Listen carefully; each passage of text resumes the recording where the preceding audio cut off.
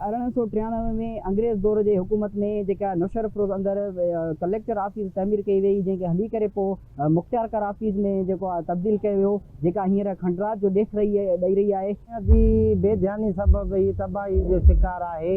हिते पहिरियां तव्हां जीअं चयो त 1893 में जेका हीअ अंग्रेज़ दौर जी ठहियल जेका हीअ बिल्डिंग आहे, जेका पोइ मुख़्तियारकार ऑफिस में तब्दील थी अंग्रेज़ पाकिस्तान थियण खां पोइ हिन में केस बि हलंदा हुआ। हीअ बिल्डिंग हींअर बि ॾिसंदो त हींअर कुझु न कुझु पोज़ीशन में आहे, पर इहा हली हली तबाह थींदी थी वञे। हिन जो लोहो सरियो ऐं जेकी क़ीमतूं सिरूं आहिनि ऐं हिन में दर दरियूं लॻियलूं हुयूं, हिन में जेको आहे गाडर लॻल हुया टीयर, उहे मवाली पटे विया। मवाली वेठा आहिनि सॼो ॾींहुं आइस कनि था। कलेक्टर ऑफिस पाकिस्तान थियण खां पोइ इहो मुख़्तियारकार ऑफिस में तब्दील थी।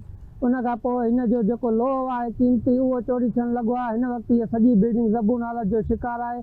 अंदरि तव्हां ॾिसंदो त मवालिनि पंहिंजा अॾा क़ाइमु करे छॾिया आहिनि।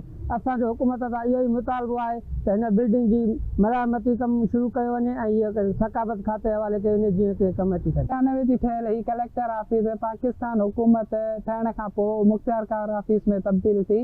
अफ़सोस सां चवणो थो पए त हिन वक़्तु ही जेका सो बिल्डिंग ज़बून हाली जो शिकार आहे, हिते मुख़्तियारकार वेहंदो हो ऐं जेका सो उहो पंहिंजा पावर जेके आहे उहे हिते इस्तेमालु कंदो। हिते मुख़्तलिफ़ ऑफिसूं हूंदियूं आहिनि, पोयां इलेक्शन ऑफिस, सब जेल समेत ॿिया इदारा हूंदा, पर इंतिज़ामिया जी ज़िले ऑफिसरनि जी नाअहली सबबु ही जेकी बिल्डिंग आहे हींअर तबाही जो शिकार आहे। हिननि हुकूमत सिंध खां मुतालबो कयो आहे त फौरी तौर नोटिस वठी हिन बिल्डिंग जी जेको आहे मालिकी कई वञे।